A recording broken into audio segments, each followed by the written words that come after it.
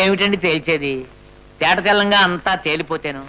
చూడండి, మనం సంతలో ఒక ఆవునో గేదెనో కొన్నాం అనుకోండి, దాన్ని అమ్మిన వాడింట్లోనే ఉంచి పాలు పితుక్కోం కదా, కొన్న వాళ్ళని తీసుకుపోతాం. అలాగే జగన్నాథం గారు వారి అమ్మాయికి మీరు అడిగినంత డబ్బు ఇచ్చి మీ అబ్బాయిని కొనిపెట్టారు.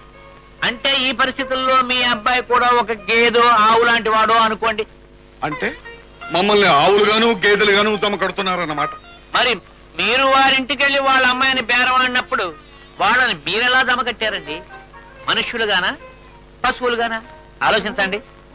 చూడండి ఆదిశేషయ్య గారు, ఆడపిల్లల్ని కన్నవాళ్ళు అన్నిటికీ నోరు మూసుకుని అడిగిన దానికల్లా ఒప్పుకుంటున్నది గతి లేక, గత్యంతరం లేక.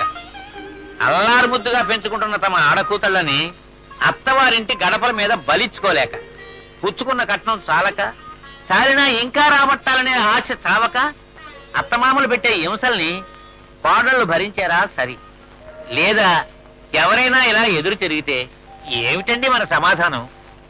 ఇక్కడ ఏర్పాట్లన్నీ పూర్తయినట్లా బాబు, ఇక వధువర్లను తీసుకురావచ్చు. అలాగే నేను వెళ్ళి వాళ్ళందరినీ తీసుకుని వస్తాను సార్. అలా బెల్లం కొట్టిన రాయిలాగా నిలబడతావేరా? అసలు ఇక్కడ ఏం జరుగుతుందో నీకు అర్థమవుతుందా? ఇది వరకు కొంత అర్థమైంది, ఇప్పుడు పూర్తిగా అర్థమైంది.